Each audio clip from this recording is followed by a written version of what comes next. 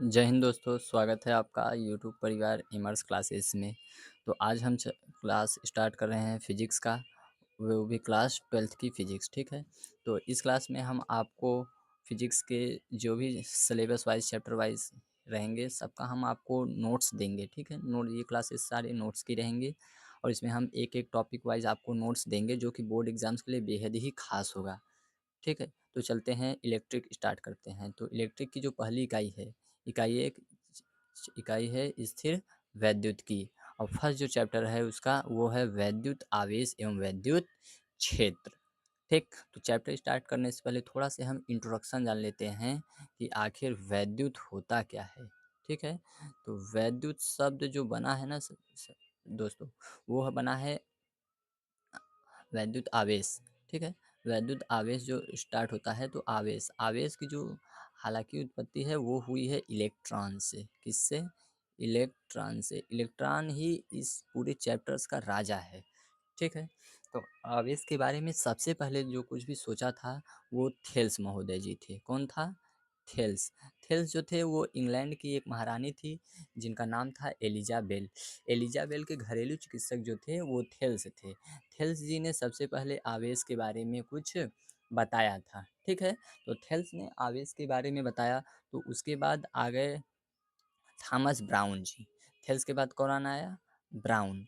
Brown ने आवेश, जो भी थेल्स ने आवेश के बारे में बताया, उसका जो डिफिनेशन दिया आवेश का, वो किसने दिया था? ब्राउन जी ने, ठीक है। अभी हम आवेश का, वैद्युत आवेश का डिफिनेशन आपको लिखवाएंगे। वो आवेश का डिफिनेशन जो है वो किसने दिया था? ब्राउन ने। यानी कि ब्राउन ने आवेश को क्या किया था? परिभाषित किया था।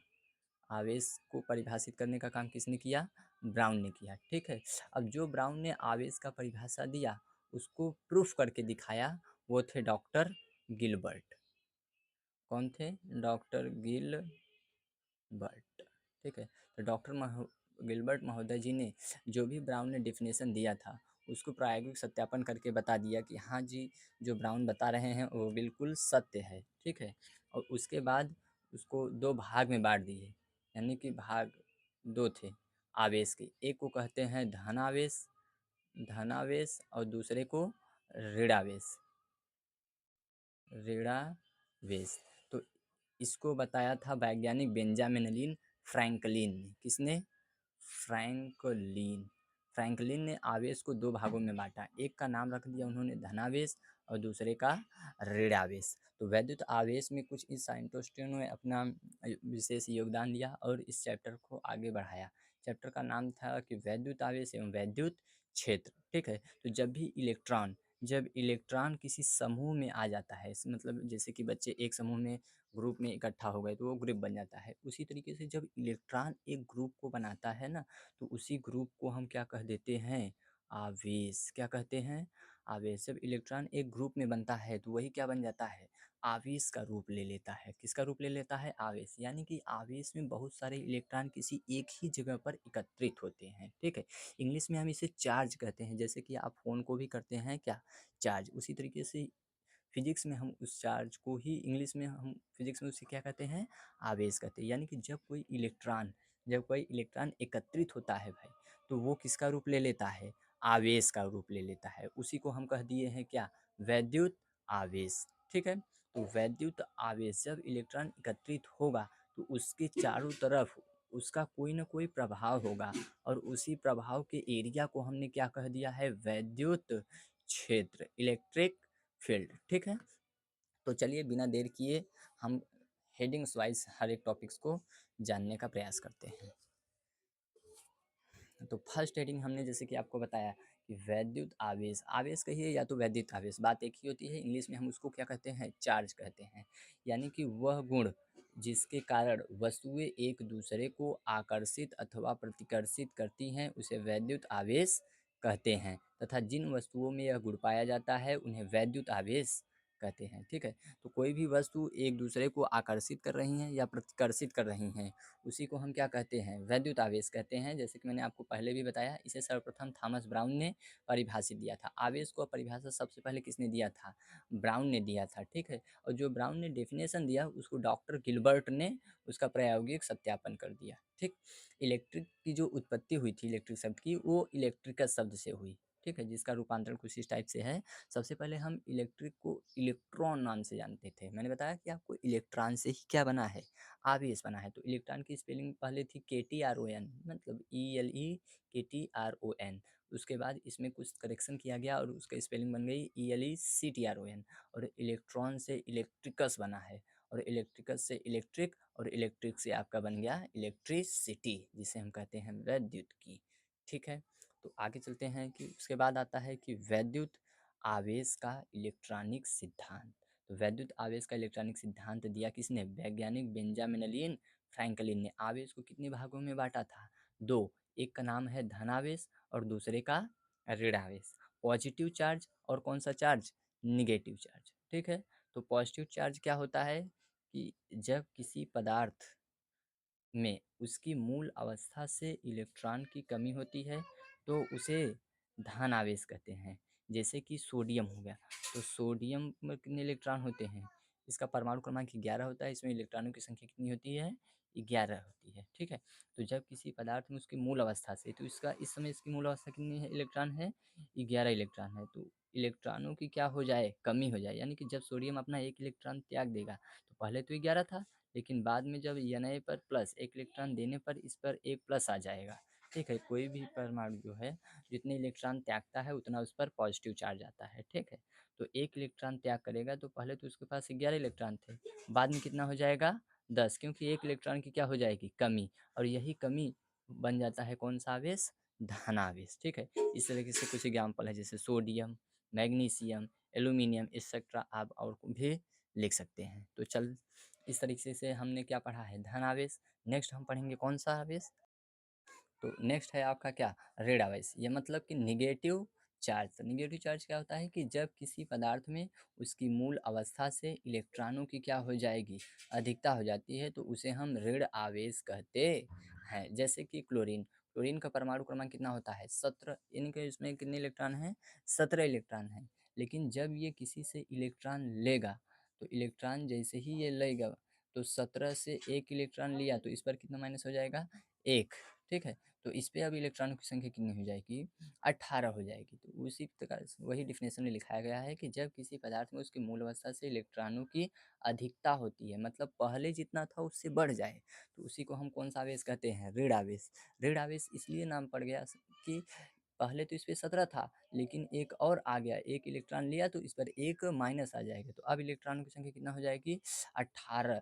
अब इलेक्ट्रॉन तो बढ़ गया, लेकिन नाम पड़ गया क्या? ऋण आवेश। क्योंकि अब ये एक इलेक्ट्रॉन का ऋणी है, किसी से इसने कर्ज लिया है, तो नाम बन, इसलिए इसको हम क्या कहते हैं? ऋणावेश कहते हैं। इस प्रकार से क्लोरीन होता है, सल्फर होता है, ऑक्सीजन होता है। जब कोई 2 इलेक्ट्रॉन लेगा तो उस पर 2 माइनस होगा। एक 2 इलेक्ट्रॉन लेंगे तो कितने माइनस होंगे? 2 माइनस। 1 इलेक्ट्रॉन लेंगे तो 1 माइनस होता है, ठीक है? तो ये था धनावेश और ऋणावेश। नेक्स्ट हेडिंग है क्या? कि मूल आवेश। मूल आवेश हम कहते किसे हैं? कि प्रकृति में उपस्थित आवेश की न्यूनतम संभव मात्रा को मूल आवेश कहते हैं। यानी कोई ऐसा पार्टिकल जिससे छोटे पार्टिकल संभव ना हो, उसी को हम क्या कहते हैं? मूल आवेश। फंडामेंटल चार्ज, ठीक है? मूल आवेश क्या है? इलेक्ट्रॉन है। इलेक्ट्रॉन से कोई भी छोटा आवेश संभव नहीं है, ठीक है? इसीलिए हम लोग इलेक्ट्रॉन को ही क्या कहते हैं? मूल आवेश कहते हैं। इलेक्ट्रॉन को हम ई से व्यक्त करते हैं। किसे व्यक्त करते हैं? ई से। इलेक्ट्रॉन पर आवेश पाया जाता है 1.6 गुणित 10⁻19 कूलाम का ऋणावेश पाया जाता है। इसे मिल्टन ने प्रायोगिक सत्यापन करके बताया था। तो इसे ई से व्यक्त करते हैं, और ई की जो वैल्यू होती है, मतलब चार्ज पावर जो होता है, 1.6 × 10⁻19 कूलम का होता है। नेक्स्ट हेडिंग क्या है? कि आवेशों की परमाणुकता। इस सिद्धांत के अनुसार आवेशों को अन्य छोटे भागों में विभाजित नहीं किया जा सकता, जिसे आवेशों की क्या कहते हैं? परमाणुकता। अगली हेडिंग है आवेशों का क्वांटीकरण। किसी वस्तु में उपस्थित आवेश की मात्रा इलेक्ट्रॉन का पूर्ण गुणज होता है, इसे आवेश का क्या कहते हैं, क्वांटीकरण कहते हैं। यदि किसी वस्तु में उपस्थित इलेक्ट्रॉनों की संख्या स्मॉल n हो तो उसमें उपस्थित आवेश q बराबर फार्मूला होता है n इंटू, इस पर आपका ढेर सारा सवाल बनेगा, सवाल भी हम कराएंगे, चित्र प्रकाशन के सारे क्वेश्चंस हम आपको करवाएंगे इसी चैनल पर, ठीक है। तो q बराबर होता है n इंटू ई, क्यों है आवेश, n है नंबर ऑफ इलेक्ट्रॉन, और ई से हम इलेक्ट्रॉन को रिप्रेजेंट करते हैं। तो क्यू बराबर फार्मूला हो जाएगा क्या है, एन ई, या तो एन बराबर क्यू अपान ई। ये दो फार्मूले आपको याद करने हैं। नेक्स्ट हेडिंग है क्या, वैद्युत क्षेत्र मतलब इलेक्ट्रिक फील्ड। इलेक्ट्रिक फील्ड क्या होता है कि किसी आवेश के चारों ओर का वह क्षेत्र जिसमें उसके प्रभाव का अध्ययन किया जाता है, उसे हम क्या कहते हैं, वैद्युत क्षेत्र कहते हैं। मान लो कोई आवेश है, ठीक है, इस आवेश का प्रभाव इसके कितने एरिया तक पड़ रहा है, उसी को हम कहते हैं वैद्युत क्षेत्र, इलेक्ट्रिक फील्ड, ठीक है। नेक्स्ट है परीक्षण आवेश, वह आवेश जिसका निजी वैद्युत क्षेत्र नहीं होता है उसे हम परीक्षण आवेश कहते हैं। यह एक काल्पनिक आवेश होता है, इसकी हम कल्पना करते हैं और इसे हम क्यू नॉट से व्यक्त करते हैं। आवेश को हम क्यू से व्यक्त करते हैं और परीक्षण आवेश को हम क्यू नॉट से रिप्रेजेंट करते हैं, ठीक है। नेक्स्ट और मोस्ट इंपॉर्टेंट हेडिंग है वैद्युत बल कूलाम का नियम। ये वेरी इंपॉर्टेंट है, आप याद कर लीजिएगा, बोर्ड एग्जाम्स में बहुत बार पूछा है, ठीक है। तो वैद्युत आवेश के मध्य कार्य करने वाला बल वैद्युत बल या गुलामी बल कहलाता है। साइंटिस्ट का नाम है गुलाम, इन्होंने इसे बताया था, ठीक है। गुलाम का स्टेटमेंट क्या कहा था कि गुलाम के अनुसार किन्हीं दो आवेशों के मध्य लगने वाला वैद्युत बल आवेशों के गुणनफल के अनुक्रमानुपाती एवं उनके बीच की दूरी के वर्ग के व्युत्क्रमानुपाती होता है। गुलाम जी ने कहा था कि यदि कोई हम दो आवेश लेंगे, एक आवेश मान लीजिए Q1, दूसरा आवेश Q2, इनके बीच की डिस्टेंस क्या है, R है, तो उन्होंने कहा कि जो बल लगेगा वो दोनों आवेशों के गुणनफल के अनुक्रमानुपाती होगा, यानी कि जितना हम आवेश बल बढ़ाएंगे तो बाबा इसके जो आवेश चार्जेस, जितना आवेश मान बढ़ेगा उतना फोर्स उस पर एक्स्ट्रा होगा, लेकिन उसकी दूरी के वर्ग के व्युत्क्रमानुपाती होता है। यानी कि यदि आप बल बढ़ाएंगे तो दूरी उसकी कम हो जाएगी, अगर दूरी अधिक है तो उस पर बल क्या होगा, कम लगेगा। इसके जस्ट अपोजिट होता है, इसे बताया था किसने, गुलाम ने। तो उनका एक फार्मूला ये बन जाएगा कि एफ अनुक्रमानुपाती Q1 Q2, इसको आप इक्वेशन क्या मान लेंगे, एक मान लेंगे, और दूसरा एफ अनुक्रमानुपाती 1/r², ठीक है। यदि हम इसके अनुक्रमानुपात पढ़ेंगे तो इसको पढ़ेंगे 1/r², अगर इसको हम व्युत्क्रमानुपात पढ़ेंगे तो डायरेक्ट पढ़ेंगे r²। इसे समीकरण हमने किसने दे दिया, 2 दे दिया, ठीक है। तो समीकरण 1 और 2 से, ठीक है, आप दोनों को ऐड करिए तो एफ अनुक्रमानुपाती Q1 Q2 बटे में r²। जब भी अनुक्रमानुपात हटता है फिजिक्स में तो कोई ना कोई कांस्टेंट मान आता है, अचर, और यहाँ पर अनुक्रमानुपात हटेगा तो 1/4πε0 आ जाएगा, ठीक है। Q1 Q2 बटे में r²। अब 1/4πε0 का मान होता है 9 × 10⁻⁹ न्यूटन मीटर स्क्वायर प्रति कूलम स्क्वायर।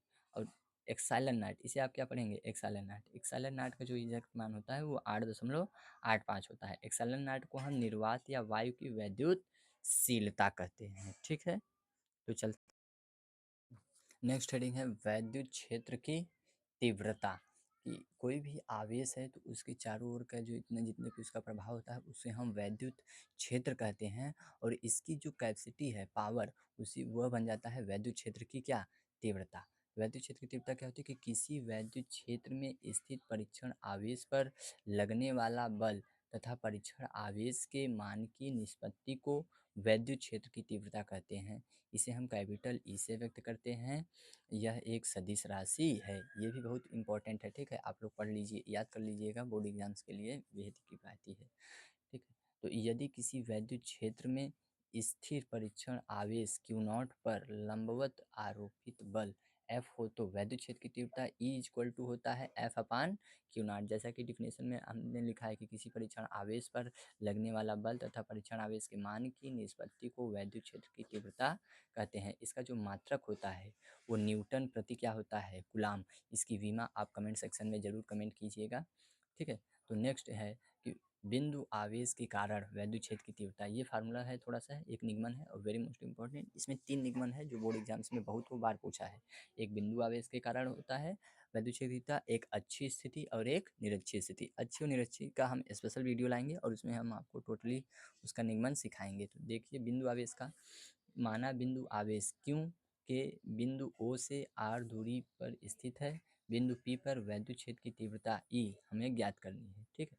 तो आवेश Q तथा परीक्षण आवेश Q0 के बीच बल, एक बिंदु O पर हम आवेश मान ले रहे हैं Q, और बिंदु यहाँ से दूर P पर Q0 आवेश रखते हैं। दोनों के बीच का डिस्टेंस क्या है? R है। तो F बल Q तथा Q0 परीक्षण के बीच जो बल लगेगा F इक्वल टू 1/4πε0 Q0 बटे R स्क्वायर। नेक्स्ट है कि बिंदु आवेश Q के कारण बिंदु P पर वैद्युत क्षेत्र की तीव्रता E बराबर F अपान Q0 हो जाएगा, ठीक है। तो E बराबर एफ का मान जो हम निकाले हैं ऊपर, उसको हम इसमें रख देंगे एफ की जगह पर। तो 1/4πε0 Q0 बटे R स्क्वायर, और Q0 जो था आपका वो रख दिए। तो Q0 से Q0 क्या हो जाएगा? कैंसिल आउट हो जाएगा। तो 1/4πε0 Q अपान R स्क्वायर बचेगा, और यही आपका क्या है? फार्मूला है, मोस्ट इंपॉर्टेंट फार्मूला है, आप याद कर लीजिएगा, ठीक है।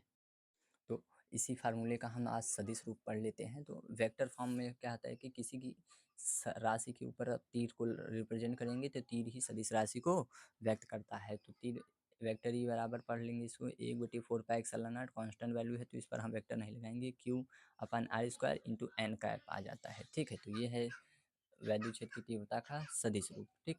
नेक्स्ट हेडिंग है कि चालक पर आवेश का सतत वितरण। तो हेडिंग है तो उसमें लिखेंगे कि किसी चालक पर आवेश का सतत वितरण निम्न 3 टाइप्स के होते हैं। पहला टाइप क्या है कि आवेश का रेखीय घनत्व। किसी चालक की लंबाई पर वितरित आवेश तथा लंबाई का अनुपात आवेश का रेखीय घनत्व कहलाता है। वीडियो थोड़ा सा लंबा हो जाएगा, इस वजह से हमने दो डिफिनेशन लिखा है, जो भी आपको पसंद हो वो आप याद कर लीजिएगा, ठीक है। वैद्युत आवेश का रेखीय घनत्व को हम लैम्डा से रिप्रेजेंट करते हैं, ठीक है। तो यहाँ हमने उसका फार्मूला लिख दिया है कि लैम्डा इज इक्वल टू क्या होता है कि Q अपान L। इसका जो मात्रक होता है कूलाम प्रति क्या होता है? मीटर। आप विमा निकाल लेंगे तो कूलाम रेखीय घनत्व का जो विमा होती है L-1A2 बड़े कोष्टक में होता है, इसे हम घात नहीं L-1A2 पढ़ेंगे, ठीक है। 80 सॉरी। नेक्स्ट है कि आवेश का पृष्ठीय घनत्व।